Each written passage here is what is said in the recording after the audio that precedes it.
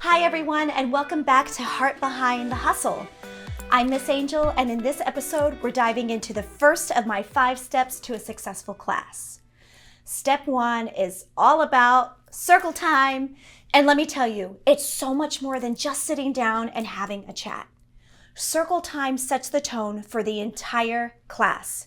It's the very first few minutes of connection, where every student gets to have their voice heard. That may seem simple, but it's incredibly powerful when students feel seen and acknowledged. From the moment class begins, the energy shifts. It raises the collective consciousness of the room, and that shift sets us up for a more connected and productive class. This is especially important for students who are shy or maybe having a rough day. Even if they don't speak up again, they've already been acknowledged, and that makes such a big difference. Now, circle time isn't just random, it's intentional. It's a teaching tool that I use throughout the entire year. At the beginning of this season, I'll use it as an icebreaker, something like, what's your name? What school do you go to? And what's your favorite subject?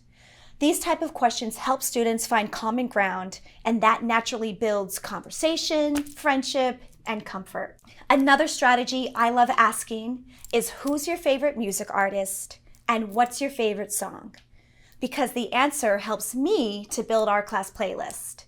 It's a fun way to keep the class energy high, and it's also a reminder that class isn't about me, it's about them.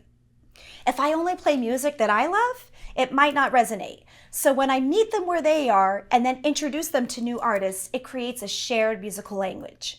For example, I might say, did you know that Beyonce was inspired by Tina Turner? Or Billie Eilish grew up listening to artists like the Beatles and Avril Lavigne? This teaches students how art evolves, and it helps them connect the dots across the generations. You'll see in this footage that the students are relaxed, open, and happy to share. That's because we've been doing this every week since September, and now it's June. So that comfort didn't just happen overnight. It was built through consistency, care, and trust. On this final day of class, we shared something that we call a rose and thorn. You may have heard of it. It's a highlight of their day or their week. Something we also share, the thorn, which is usually something a little bit more challenging about their day. It could be something as simple as a tough test or a bad morning, but it gives everyone a chance to relate and support one another. My rose is that NJSLA testing ended last week. Yes! Yeah, same! Yay! Whose testing is done? Raise your hand if your testing's all done. Ah, what a relief. I'm so happy.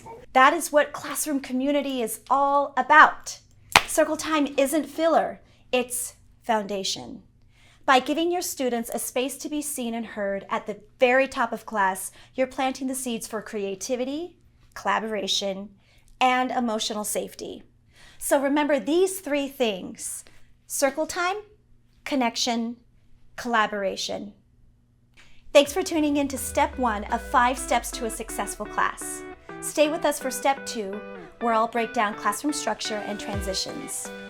By the way, if this video helped you, don't forget to like, subscribe, and share this episode with a fellow teacher. Remember that I'm cheering you on, because the hustle is real, but the heart behind it is what makes it matter. See you next time.